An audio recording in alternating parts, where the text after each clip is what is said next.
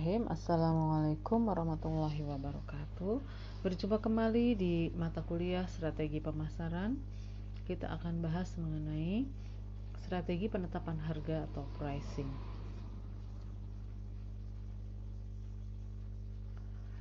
Sebelum kita lebih jauh membahas, baik kita lihat dulu apakah definisi daripada price atau harga. Di sini price diartikan sebagai sejumlah uang ya, atau sejumlah nilai dari sebuah produk atau jasa yang ditawarkan ya, dan kemudian sejumlah uang atau sejumlah nilai itu akan ditukarkan oleh konsumen agar konsumen bisa mendapatkan manfaat ya, baik itu ketika memiliki atau menggunakan suatu produk atau jasa. Istilah harga untuk berbagai jenis ya, terutama untuk contohnya di sini adalah jasa. Ini berbeda-beda. Ada yang disebut dengan tuition, ada fee, ada service charge, fare, ada subscription, ada komisi, ada roommate, dan ada rent. Ada juga upah. Nah, untuk tenaga kerja, harga dari sebuah tenaga kerja itu seringkali kita kenal dengan upah atau gaji ya. Jadi upah atau gaji itu adalah harga dari sebuah keahlian yang dimiliki oleh tenaga kerja. Bisa keahlian ya, bisa juga tenaga yang dikeluarkan. Nah, di dalam membahas harga ini penting untuk kita ketahui mengenai apa yang disebut dengan net value atau nilai bersih.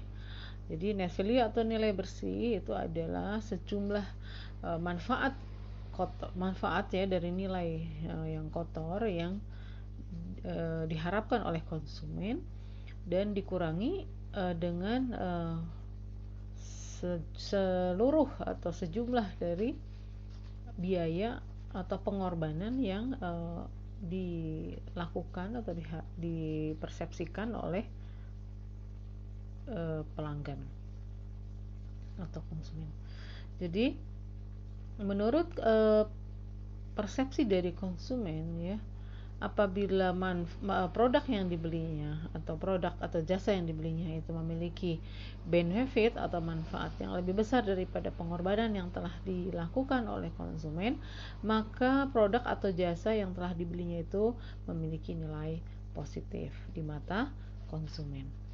Tapi sebaliknya, apabila produk atau jasa yang dibeli oleh konsumen itu lebih kecil benefitnya atau manfaat yang didapatnya dibandingkan dengan biaya atau pengorbanan yang telah dilakukan oleh konsumen, maka produk atau jasa itu memberikan nilai negatif ya, atau dipandang negatif oleh konsumen atau pelanggan kita. Nah, bagaimana seorang pebisnis atau seorang pengambil keputusan di sebuah perusahaan atau organisasi ketika menetapkan sebuah strategi harga atau pricing strategi?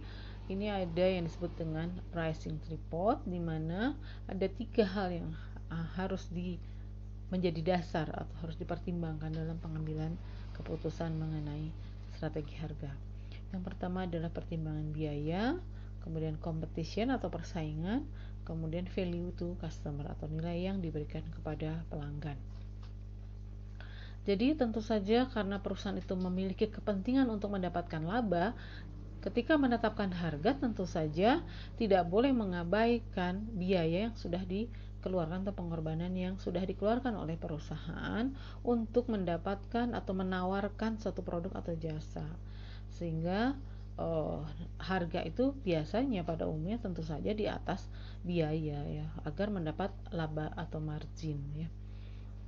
Nah, biasanya untuk sebuah persaingan ya, perusahaan tentu saja menetapkan harga serendah mungkin untuk tujuan pemasaran tertentu gitu ya. Tetapi serendah-rendahnya harga tentu saja harus memperhatikan biaya yang dikeluarkan. Dan kemudian pertimbangan competition. Bagaimanapun sebuah perusahaan menginginkan laba semaksimal mungkin atau setinggi mungkin. Tetapi ketika uh, menginginkan laba yang tinggi, tentu saja harganya harus ditetapkan setinggi mungkin. Itu boleh-boleh saja menetapkan harga setinggi mungkin, namun harus diperhatikan bagaimana kompetitor kita di dalam persaingan di sebuah industri menetapkan harga untuk produk atau jasa yang identik dengan produk dan jasa yang kita produksi, kan gitu ya. Jadi kita menetapkan harga itu harus melihat kompetitor, pesaing kita menetapkan harga berapa gitu kan. Seringkali ini menjadi patokan utama ya dalam menetapkan harga gitu ya. Kemudian value to customer ya. Value to customer itu adalah nilai yang ditawarkan kepada konsumen dari produk atau jasa yang kita produksi itu seperti apa gitu ya. Apakah konsumen memberikan nilai yang tinggi tadi kan, nilai bersih yang tinggi kepada produk atau jasa kita, ataukah sama saja gitu, tidak ada bedanya dengan produk atau jasa yang lainnya yang identik dengan produk dan jasa produk dan jasa yang kita produksi. Contohnya saja misalnya seorang pelukis ya mengeluarkan kos yang sangat rendah untuk membuat sebuah lukisan ya. Bisa saja bahan-bahan yang diperlukan itu mungkin kanvas atau cat lukis dan sebagainya yang bisa saja biayanya itu sangat rendah gitu ya. Kemudian pelukis lain juga banyak yang memproduksi lukisan gitu. Tetapi karena lukisan tersebut memiliki value to customer yang tinggi ya di mata konsumen, atau misalnya dia memiliki dia merupakan seorang pelukis yang hasil lukisan sangat diminati, maka bisa saja dia menetapkan harga yang tinggi gitu ya.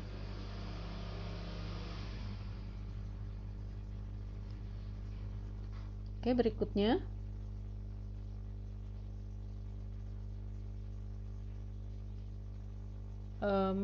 dalam menetapkan harga atau pricing tadi ya, ini lebih detail lagi, lebih luas lagi. Ada dua faktor yaitu yang harus dipertimbangkan, yaitu faktor internal dan faktor eksternal. Setelah mempertimbangkan kedua hal tersebut, maka barulah bisa diambil keputusan mengenai harga. Faktor internal apa saja yang bisa menjadi pertimbangan? Salah satunya adalah tujuan dari pemasaran. Tujuan dari pemasaran itu bisa saja tidak selalu mencapai laba yang tinggi. Misalnya perusahaan sedang menetapkan tujuan pemasaran jangka panjang ya di tingkat corporate untuk mencapai satu pangsa pasar tertentu, atau mau merebut pasar ya, atau sedang melakukan strategi penetrasi pasar. Sehingga tentu saja harganya harus dipertimbangkan agar tidak terlalu tinggi, karena dengan produk yang sama dengan pesaing, kemudian produknya yang sama, kemudian tadi bisa saja pasar geografisnya juga sama gitu ya, tapi dia ingin merebut pangsa pasar ya, meningkatkan atau menambah pelanggan lah katakan gitu, maka harganya tentu saja harus disesuaikan, dipertimbangkan ketika menetapkan harga, tidak boleh terlalu tinggi misalnya gitu. Jadi tidak selalu harga tinggi itu adalah satu hal yang tepat untuk dilakukan. Kemudian ketika menetapkan pricing juga harus diperhatikan strategi bauran pemasarannya. Ya, strategi bauran pemasaran itu pada pasar mana? Pada strateginya kan ada 7P untuk jasa dan 4P untuk produk, maka tentu saja perlu dilihat ya, strategi yang lainnya juga perlu diperhatikan selain harga, supaya seiring antara P yang lainnya dan kebijakan atau bauran pemasaran pricing. Kemudian tadi cost ya, kita sudah bahas bagaimana biaya mempengaruhi penetapan harga. Kemudian pertimbangan organisasi. Nah, pertimbangan organisasi yang dimaksud adalah apabila organisasi tersebut merupakan jenis organisasi yang profit ataukah non profit. Tentu saja ketika menetapkan harga itu penting untuk diperhatikan gitu ya. Misalnya ambil contoh apabila perusahaan ini organisasi yang dikelola ini adalah organisasi yang bergerak di bidang sosial atau keagamaan gitu ya, atau misalnya pendidikan. Jadi tidak bisa uh, seenaknya gitu dalam menentukan harga. Nah, kemudian faktor eksternal yang perlu diperhatikan adalah pasar dan permintaan. Jadi ketika menetapkan harga atau menetapkan pricing strategi, maka permintaan yang dihadapi oleh pengambil keputusan atau pebisnis itu perlu diperhatikan. Apakah pada saat ini pasar memiliki permintaan yang sedang tinggi ataukah justru sedang dalam keadaan menurun. Nah, tentu saja ini terkait dengan produk life cycle yang kita sudah bahas sebelumnya ya, di sesi sebelumnya, bahwa penetapan harga di setiap produk life cycle dan jenis permintaannya itu berbeda-beda, sehingga harga yang ditetapkan juga harus berbeda. Nah, kemudian tingkat persaingan tadi kita sudah bahas di dalam the pricing tripod ya, bahwa competition itu harus diperhatikan dalam menetapkan batas atas dari harga gitu ya. Nah, kemudian faktor lainnya seperti ekonomi, penjualan kembali, dan pemerintah. Nah, dalam ekonomi contohnya misalnya daya beli masyarakat. Apabila daya beli masyarakat yang dihadapi ini cukup bagus atau sedang tinggi, maka tentu saja kita atau pebisnis bisa menetapkan harga yang cukup tinggi. Atau sebaliknya, apabila daya belinya sedang lesu ya, maka tingkat harga yang seperti apa gitu yang cocok, yang sesuai gitu ya. Nah, walaupun misalnya kita merasa bahwa produk kita ini biayanya tinggi ya, tetapi kalau daya belinya rendah, nah tidak bisa kita menetapkan harga yang tinggi gitu. Kemudian faktor ekonomi contohnya juga apa? Tingkat pengangguran misalnya ya.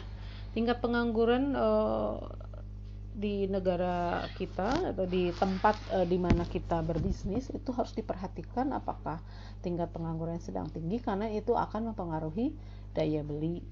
Nah, kemudian penjualan kembali. Ya, penjualan kembali dari produk yang kita atau jasa yang kita produksi atau yang kita tawarkan kepada konsumen itu, penjualan kembalinya bagaimana gitu.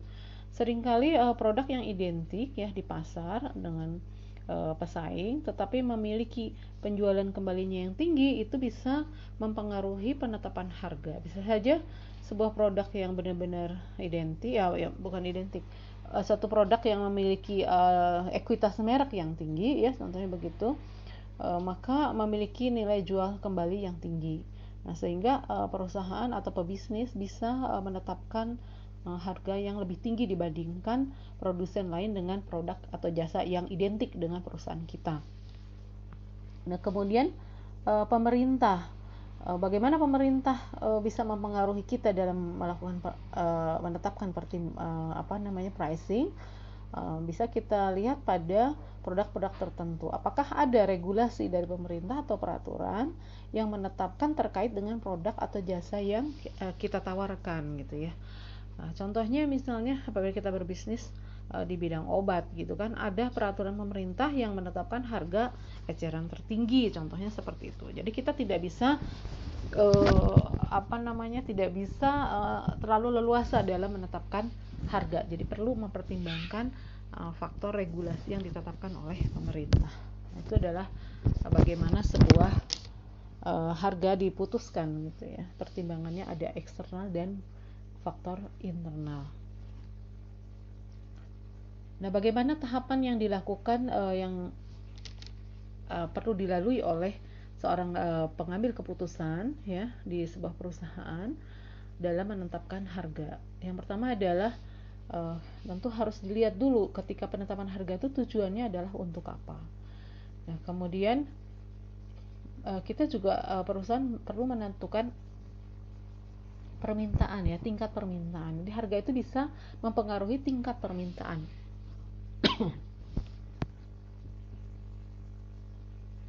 Yang ketiga tahapannya adalah kita perlu memperkirakan biaya.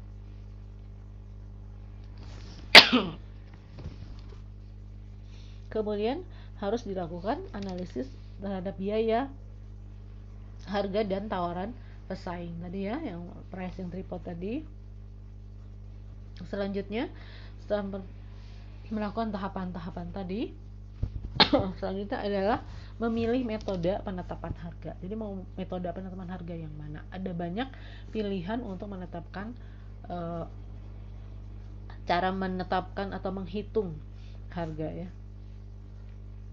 Barulah kemudian kita atau pengambil keputusan memilih harga final ya, seperti apa. Nah, ini adalah kita lihat ya mengenai range of visible price. Jadi ini adalah range atau interval ya dari kelayakan harga. Di sini ada price floor atau harga bawah ya. Harga bawah, floor itu kan lantai ya berarti.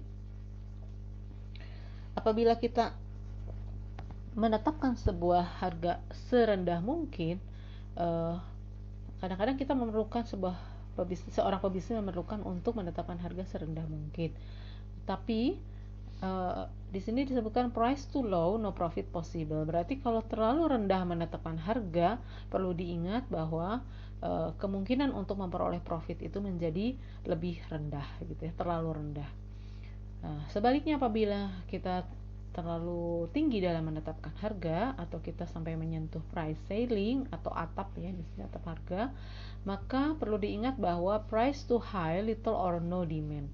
Jadi kalau harga terlalu tinggi memang laba menjadi sangat tinggi, tetapi permintaan bisa jadi sedikit atau bahkan no demand ya, tidak ada permintaan. Nah, berarti area inilah di sini kita boleh menetapkan harga yang visible atau layak di tingkat berapa, tetapi tidak boleh lebih dari price ceiling dan price floor gitu. Nah, semakin ke bawah kecenderungannya adalah no profit possible, sedangkan semakin ke atas little or no demand, sedikit atau tidak ada permintaan. Resiko-resiko yang akan diambil adalah seperti ini. Nah, ini tadi pertimbangan lagi ya. Nah, ini ada pertimbangan lain yang harus diperhatikan juga ketika menetapkan harga. Tadi ada banyak teori-teori mengenai pertimbangan yang harus diingat atau diingat ya oleh seorang pengambil keputusan. Selain itu juga ada beberapa hal juga yang perlu diperhatikan ya dalam menetapkan harga, yaitu dengan pendekatan ya permintaan di pasar sasaran. Nah, di pasar sasaran kita permintaan terhadap produk seperti apa? Kalau sedang tinggi-tingginya ya berarti kita bisa mendekati price ceiling ini yang sangat setinggi mungkin gitu. Ya.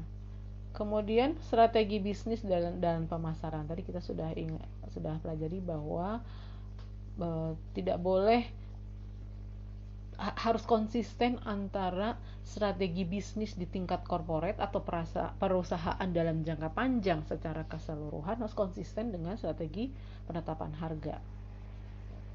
Kemudian diferensiasi produk.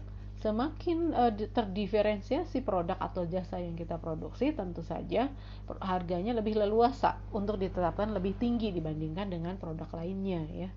Apabila konsumen merasa ini produk emang benar-benar beda dengan yang lain. Nah, kalau sudah ada persepsi dari konsumen seperti itu, walaupun ada banyak produk pesaing ya, tetapi ini lebih leluasa sehingga ada ada hal yang baik gitu untuk melakukan diferensiasi produk. Sebisa mungkin terdiferensiasi produk gitu, jadi bisa dibedakan dengan produk lain. Jangan dianggap ini produk sama aja sama produk yang lain. Nah, itu yang tidak boleh. Kemudian harga pesaing. Nah, tentu saja tadi competition ya, harga pesaing berapa gitu kan. Walaupun kita menetapkan kita mengeluarkan biaya yang jauh lebih yang sangat rendah ya, tapi kalau pesaing kita harganya tinggi, jadi ya itu boleh saja gitu ya, kita mendapatkan laba yang tinggi gitu. Perhatikan juga harga barang substitusi. Jadi dalam menetapkan harga produk atau jasa kita, perhatikan juga barang pengganti. Ya, kenapa? Karena apabila kita terlalu tinggi menetapkan harga produk kita, konsumen bisa saja beralih ke barang pengganti yang lainnya gitu, yang lebih rendah ya. Bukan saja hanya barang pesaing yang mirip dengan produk kita atau identik, tapi bisa juga konsumen lari ke barang penggantinya dari produk kita, yaitu barang substitusinya. Jadi perhatikan juga harga barang substitusi bagaimana. Kemudian biaya produksi tadi sudah ya kita bahas. Oke, next berikutnya. Nah, ini sama saja, ini lebih detail ya. Tujuan price ini ada tujuannya, tujuan untuk survive ya. Jadi tidak semata-mata yang terbaik itu adalah menentukan harga setinggi mungkin. Nah, tidak selalu gitu ya. Nah, di sini ada tujuan pricing apa, survive gitu ya. Ada kalanya perusahaan ini menjual produk atau jasa tertentu itu hanya untuk survive saja gitu ya. Kebijakannya adalah survive. Nah, berarti kalau survive kan yang penting kadang-kadang bisa jadi rugi gitu. Yang penting perusahaannya survive gitu. Maximize profit. Nah, kalau mau memaksimalkan keuntungan, tentu saja harganya setinggi mungkin gitu kan ya, yang bisa dicapai dengan melihat tadi kan pesaing gitu ya. Kemudian harga barang substitusi dan sebagainya. Apakah maximize sales ataukah penjualannya yang mau dimaksimalkan? Kalau penjualannya dimaksimalkan, ini biasanya kan yang diinginkan adalah merebut pangsa pasar, jadi menambah pelanggan. Nah, bisa jadi ini harganya sangat sekompetitif mungkin gitu. Jadi bukan serendah mungkin, tapi sekompetitif mungkin. Sangat bersaing dengan harga lain. Nah, kemudian pertimbangan apakah tujuan pricing ini gengsi atau prestis. Nah, ada produk tertentu yang memang dibuat untuk satu gengsi atau prestis. Tentu saja untuk membuat gengsi atau untuk tujuan gengsi atau prestise ya, atau prestis, tentu saja ini harus harga yang setinggi mungkin gitu ya. Sehingga semakin tinggi harga produk itu, semakin prestisnya semakin tinggi. Jadi si konsumen merasa tidak banyak orang yang bisa membeli produk ini gitu. Seperti contohnya tas branded yang mahal gitu kan, mahal sekali sampai ada yang miliaran gitu. Nah, itu semakin harganya tinggi itu semakin ditenteng, semakin berlaku gitu, semakin dikejar. Nah, kemudian return on investment. Jadi seberapa tingkat pengembalian investasi itu juga mempengaruhi harga yang ditetapkan. Ini faktor yang mempengaruhi pricing atau penetapan harga, faktornya apa? Positioning. Nah, kita sudah bahas mengenai positioning. Kita mau memberikan pemosisian apa mengenai produk atau jasa kita kepada konsumen. Kalau positioningnya ini mau produk yang berkelas gitu, tentu saja pricingnya harus tinggi tadi kan. High class, berarti kita ini produk high class. Positioning ini sesuai dengan segmen pasar kita. Segmennya segmen kelas atas gitu. Nah, kalau kelas atas berarti pricingnya harus memiliki positioning yang tinggi gitu ya. Pemosisiannya di benak konsumen bahwa produk kita ini produk bergengsi. Jadi harganya harus tinggi. Kemudian sasaran perusahaan, tadi kan udah ya, ini targetnya tentu saja sama sejalan dengan segmennya. Kemudian kompetisi tadi kita sudah bahas. PLC atau product life cycle. Nah, ketika produk dalam keadaan introductory atau perkenalan kan, harga seperti apa kita sudah bahas sebelumnya ya, di sesi sebelumnya. Kemudian di masa pertumbuhan, karena pesaing mulai datang kan ya, penjualan mungkin meningkat, nah harganya mulai mulai berubah lagi. Nah, kemudian pada saat growth ya, pada saat kematangan produk, harga mulai tertekan, apalagi sesudah declining, sebisa mungkin kadang-kadang obral gitu kan. Kemudian elastisitas harga. Nah, ini harus diperhatikan elastisitas harga. Jadi tidak semua produk itu memiliki produk itu memiliki elastisitas harga yang berbeda-beda. Ada produk yang harganya dirubah sedikit saja, maka menyebabkan permintaan berubah sangat banyak. Nah, contohnya misalnya pada consumer good ya. Jadi produk sehari-hari, contohnya kayak minyak goreng. Walaupun kita hanya Rp50 atau Rp100-200 diubah, nah itu produk sangat elastis. Jadi permintaannya langsung saja diserbu gitu. Kalau yang harganya lebih murah katakan Rp500 gitu. Berbeda dengan produk yang lainnya gitu kan. Ada misalnya produk yang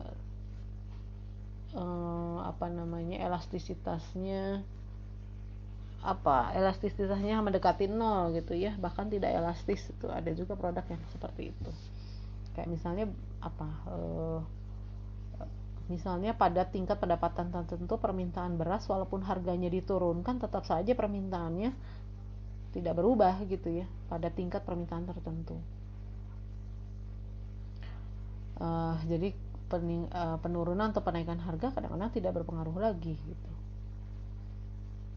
Cost structure ya, struktur biayanya, resource, sumbernya yang mudah didapat apa tidak nih produk kita ini. Kalau mudah didapat berarti bagaimana akibatnya, dan kalau sulit didapat ya berarti kan kita bisa leluasa menetapkan harga. Kondisi ekonomi tadi kita sudah bahas, apakah tingkat pengangguran di negara atau di tempat kita berbisnis ini seperti apa, kemudian tingkat pendapatan masyarakatnya seperti apa ya, kondisi negara secara makro juga perlu dipertimbangkan, kapasitas jasa. Nah ini ada metode pricing, ada cost plus pricing, rate of return pricing, competitive pricing, loss leading pricing, value based pricing, relationship. Silakan kalian browsing ini masing-masing karena ini ada cara menghitungnya sendiri-sendiri ya. Tadi ini, nah ini ada elastisitas permintaan ya. Saya kira ini di ekonomi mikro ya. Permintaan elastis, ya saya kira nggak usah bahas ini. Pendekatan penetapan harga ini tadi bisa penetapan harga, ini metode-metode yang ini ya. Yang ini bisa kalian browsing atau searching satu demi satu ini apa.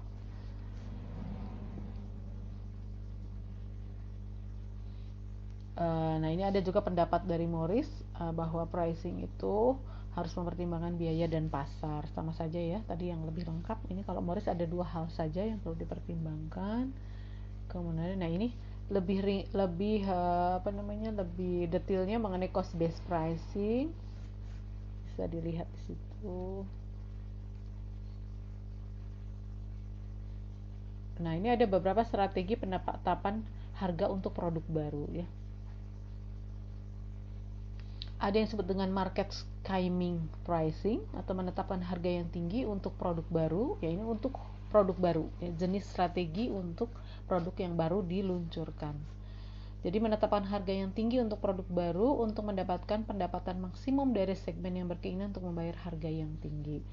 Nah ini kan market skimming pricing ini yang ditetapkan penetapan harga untuk produk barunya malah tinggi karena harapannya adalah mendapatkan pendapatan yang maksimum. Dari mana? Segmen yang berkeinginan untuk membayar harga yang tinggi atau berani harga kalau menurut istilah orang awam. Fewer but more profitable sales. Lebih sedikit yang dijual ya, tetapi keuntungannya lebih banyak gitu. Kalau market penetration pricing menetapkan harga yang rendah, nah ini sebaliknya untuk produk baru agar pembeli jadi banyak, pangsa pasarnya besar. Nah, kita kalau mau meluncurkan produk baru atau memasuki pasar yang baru, ini bisa memilih 2 ini, tergantung dari strategi yang mau diterapkan dan tergantung dari pasar yang dihadapi gitu ya. Bisa saja menggunakan market skimming pricing, nggak apa-apa ya. Saya penjualannya rendah, tidak terlalu banyak, tetapi profitable, more profitable, lebih menguntungkan dengan penjualan sedikit. Nah, tapi bisa jadi kita penetration pricing ya, penetrasi harga serendah mungkin untuk produk baru saya. Yang penting pembelinya banyak dan pangsa pasarnya bisa direbut atau lebih banyak pangsa pasarnya besar. Nah ini ada strategi-strategi tertentu, istilah-istilah strategi ya. Discount and allowance pricing. Nah ini strategi ini adalah mengurangi harga untuk memberikan penghargaan kepada konsumen. Nah ini jenis kebijakan-kebijakan harga yang bisa diambil ya, tergantung dari keadaannya. Segmented pricing ini istilah untuk penyesuaian harga terhadap pelanggan, produk atau lokasi yang berbeda. Jadi segmented pricing ini harganya produknya sama, jasanya sama, identik, tetapi karena lokasinya berbeda, misalnya produk tertentu kalau di kota kita memberikan harga yang berbeda dengan apabila misalnya kita punya 2 buah toko yang lokasinya beda, yang satu di desa dan satu di kota. Nah, untuk produk yang sama kita menetapkan harga yang berbeda. Kalau di kota karena daya belinya tinggi, pendapatannya tinggi, maka saya menetapkan harga yang lebih tinggi. Sedangkan kalau di daerah pinggiran kota atau di pedesaan, saya menetapkan harga yang lebih rendah. Ini pada waktu dan waktu yang berbeda, waktu yang sama dan waktu yang sama gitu ya, walaupun waktunya sama dan produk yang sama gitu. Bisa saja berbeda pelanggan, beda gitu ya, misalnya pelanggan untuk kalangan mahasiswa dengan pelanggan karyawan misalnya, itu di segmented pricingnya dibedakan gitu, walaupun waktunya pembeliannya sama. Misalnya tiket kereta misalnya untuk karyawan atau umum ya, dengan untuk mahasiswa beda gitu, misalnya ada khusus, ada harga yang beda. Nah, itu namanya segmented pricing. Produk yang beda ya tentu saja, misalnya kalau produksi mobil yang berwarna merah harganya lebih rendah daripada mobil yang berwarna lainnya gitu, misalnya seperti itu. Karena apa? Mungkin yang berwarna merah kurang diminati gitu kan, bisa aja. Kemudian kita mengenal istilah psychological pricing atau harga psikologis. Harga psikologis ini harga ya yang ditetapkan dengan mempertimbangkan efek psikologisnya. Misalnya minyak untuk 2 liter harganya sekian. Setelah dihitung, harga untuk 1,8 liter itu lebih rendah. Padahal kalau dihitung itu sama saja gitu. Tapi itu memberikan efek psikologis bahwa pembeli itu merasa mendapatkan harga yang lebih murah gitu. Atau misalnya kemasan besar dengan kemasan kecil, yang kecil-kecil yang murah-murah gitu, yang harganya 1000-an atau 5000-an. Tapi kalau dalam ukuran besar dia harganya lebih mahal. Padahal sebenarnya kalau dihitung sama saja gitu, karena ukurannya yang memang beda sehingga harganya beda. Nah, tetapi itu memberikan efek psikologis bahwa ini harga harga ekonomis gitu. Ini harga ekonomis, padahal bukan harga sebetulnya itu karena ukurannya saja gitu. Tapi konsumen menganggap bahwa itu harga yang murahnya gitu. Promotional pricing, mengurangi harga sementara waktu untuk meningkatkan penjualan jangka pendek. Nah, promosi harga promosi. Nah, gitu. Nah, ini kita kenal dengan harga promosi. Jadi harganya rendah tapi hanya sementara waktu saja. Kemudian geographical pricing. Nah, harga ini sesuai dengan letak geografis konsumen. Tadi sudah juga dibedakan sama dengan segmented pricing, tapi khusus untuk lokasi. Jadi kalau geographical pricing itu misalnya kalau di Jakarta baju saya dijual, baju yang sama ya itu dijual dengan harga tinggi, tapi kalau di Cimahi mungkin nggak bisa jual tinggi gitu. Nah, itu adalah geographical pricing. International pricing, nah ini untuk harga pasar internasional ya. Barangkali McD kalau menjual di Indonesia harganya mungkin lebih murah dibandingkan di Amerika misalnya gitu. Nah, itu international pricing. Hampir sama dengan geographical pricing, tapi dia kelasnya itu internasional. Nah, ini diskriminasi harga tadi, segmen pelanggan ya, untuk karyawan beda harganya dengan wanita ibu rumah tangga dengan wanita karir beda harganya misalnya. Bentuk produk atau bentuk bisa juga dari warna ya. Kalau atau misalnya gini, bentuk produk yang modelnya sport itu lebih mahal dibandingkan dengan mobil yang modelnya bukan sport misalnya mobil keluarga. Nah ini padahal misalnya biaya cost-nya itu sama saja gitu, nggak jauh beda, tetapi sport ini karena bentuknya lebih disukai gitu, lebih unik, nah maka dia memberikan diskriminasi harga, ada diskriminasi harga gitu, lebih mahal. Misalnya lokasi tadi sudah ya, waktu. Nah kalau waktu, diskriminasi harga berdasarkan waktu. Misalnya kalau pembeliannya di menjelang lebaran, itu harganya jadi lebih mahal dibandingkan dengan hari-hari biasa gitu. Nah itu berdasarkan waktu. Atau menjual sesuatu yang bukan pada musimnya gitu, jualan duren di musim bukan musim duren, jadinya lebih mahal.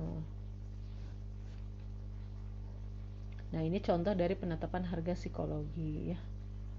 Nah yang seperti yang saya tadi sebutkan, bahwa penetapan harga psikologi contohnya misalnya produk A ini dikemas 200 produk A ini dikemas dalam 200 mili atau 2 liter gitu ya,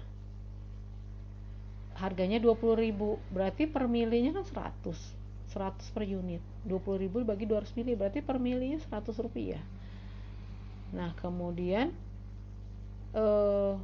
produk yang dianggap sama lah, misalnya minyak goreng itu nggak ada bedanya antara minyak goreng merek A dengan merek B, tapi merek B ini 175 mili dikemasnya, harganya 18.900 rupiah.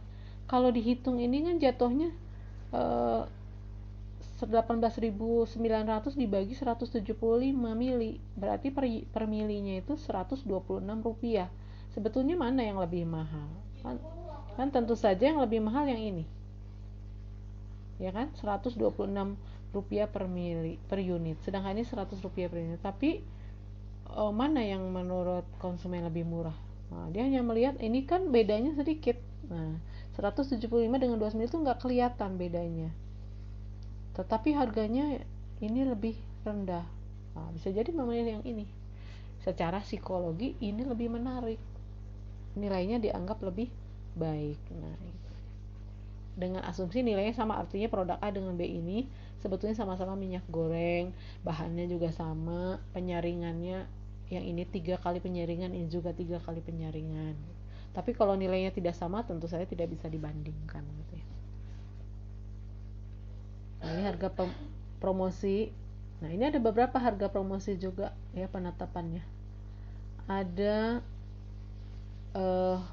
kepemimpinan harga merugi. Nah contohnya ya, misalnya di sebuah supermarket ya, ada beberapa produk yang dikorbankan untuk tidak untung gitu ya, atau merugi bahkan gitu, sehingga diharapkan konsumen itu, contohnya misalnya di satu supermarket harga minyak gorengnya dibikin rugi, nggak apa-apa, terus harga minyak goreng, beras, sama tepung misalnya, nah ada 3 saja yang harganya dibuat lebih murah dibanding yang lainnya. Nah ini merupakan kepemimpinan harga merugi.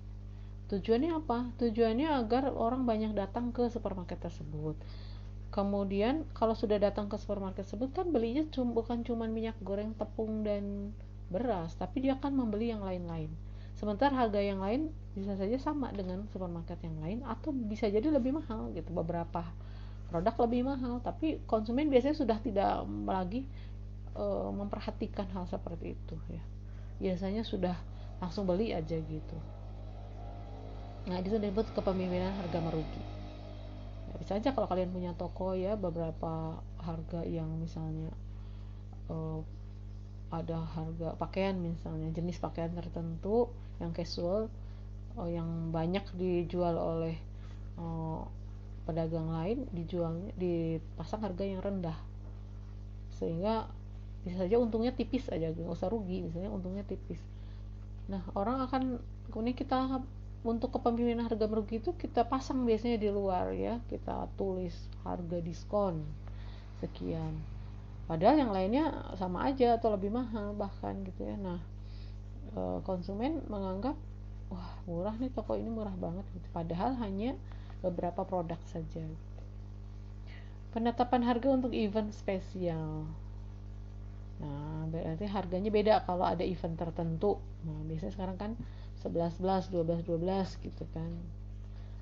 Nah, itu jadi harganya spesial atau untuk khusus hari ibu. Kemudian potongan harga, pembiayaan bunga rendah ini untuk perbankan ya.